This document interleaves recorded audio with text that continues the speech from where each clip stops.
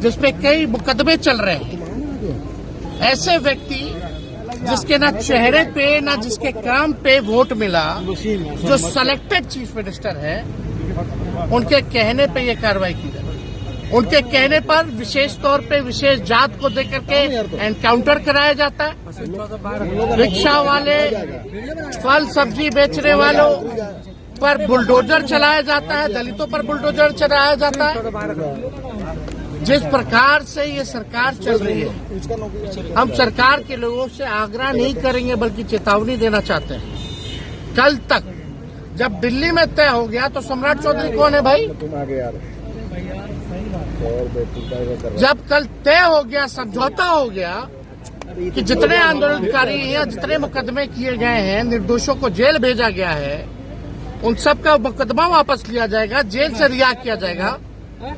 हमारे विधायकों को उठा लिया जाता है, हमारे कार्यकर्ताओं नेताओं को उठा लिया जाता है, हमारे बड़े भाई तेज प्रताप को ले गया, लेकिन सैकड़ों हजारों छात्रों पर पूरे बिहार के हर एक जिलों पर जो है कार्रवाई की गई, FIR किया गया, जेल में अभी भी है। अगर चेतावनी है सम्राट चौधरी जी को, अगर कल तक केस मुकदमा वापस नहीं लिया गया, रिहा नहीं किया गया कल शाम तक, तो हम लोग जो है पूरे बिहार भर में जो है आंदोलन करेंगे। और इसके जिम्मेवारी जिसकी होगी, ये सरकार में बैठे लोगों की होगी। पहली बार कई लोगों पर 307 का मुकदमा किया गया, अटेम्प्ट टू मर्डर का किया गया, जो निर्दोष लोग हैं। हम कहना चाहते हैं, अगर 3 छात्र सम्राट चौधरी आकर के देखे, बच्चों से मिले, घर में बैठने से नहीं होगा, आके निर्दोष छात्रों से मिले, उनसे जाने क्या हकीकत है। अगर इन लोगों को पुलिस वाले ने गोली मारी है तो हत्या के प्रयास का मुकदमा, अटेम्प्ट टू मर्डर का केस सम्राट चौधरी पे भी होना चाहिए और सरकारी अधिकारियों पर बदला जा रहा है।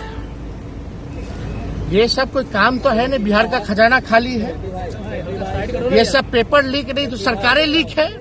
जब तक ऐसी सरकार रहेगी तब तक पेपर लीक होता रहेगा, भ्रष्टाचारी और अपराधियों को संरक्षण दिया जाएगा, निर्दोष लोगों पर लाठियां और गोली चलाई जाएगी। इसलिए सरकार को हटाना जरूरी है। और जो लोग सेलेक्टेड मुख्यमंत्री हैं, जिन पे खुद आपराधिक मुकदमा है, जो अपराधीकरण जो पुलिस का कर रहे हैं, हम तो पुलिस के लोगों को भी ये कहना चाहेंगे कि भाई नियम कायदा से काम कीजिए। ऐसे जो सेलेक्टेड मुख्यमंत्री हैं, जिनका इतिहास लोग जानता है, दल बदलू जो है, आपराधिक मुकदमा जिन पर है, ऐसे लोगों के निर्देश को ना माने और नियम और कानून से चले।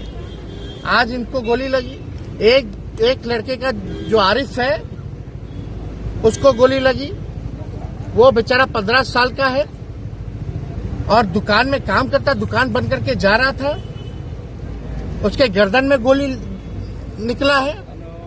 एक जो बुलेट है वो जाति प्रमाण पत्र बनवाने आया था, और एक जो दूसरा तीसरा बुलेट गौर तो जाति प्रमाण पत्र बनाने आया था। आकाश एक आकाश यादव जो है वो रायबरेली का रहने वाला है, उसकी शादी तय होने वाली है, उस वजह से वो आया था। उस दिन उसका जन्मदिन था, वो बेकरी से केक लेकर के जा रहा था, उसको गोली लगी है।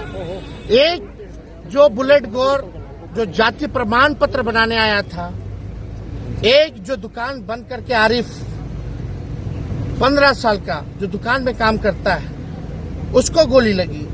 एक आकाश यादव जो रायबरेली में जिसका शादी तय हो रहा था, उस वजह से आया था, जिसका जन्मदिन था, बेकरी से केक लगा।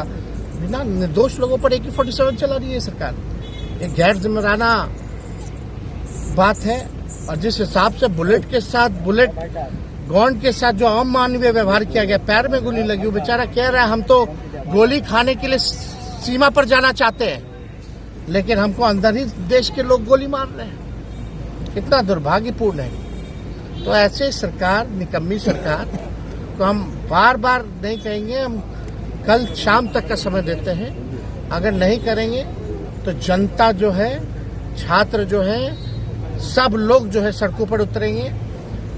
अगर मुकदमा वापस नहीं किया गया, अगर सभी छात्रों को रिहा नहीं किया गया, पार्टी के कार्यकर्ताओं को रिहा नहीं किया गया, विधायकों को आगे नहीं किया गया। तेज तरीके से नजरबंद किया गया और फिर आधी देर रात पता को चला। जबरदस्त कैसे तेज देखते हैं? प्रताप हमारे भाई हैं, बड़े भाई हैं, लेकिन हजारों की संख्या में हमारे छोटे और बड़े भाई भी जेल में बंद हैं। हम सबके लिए जो है मांग करते हैं। कल तक अल्टीमेटम है तेजस्वी जी।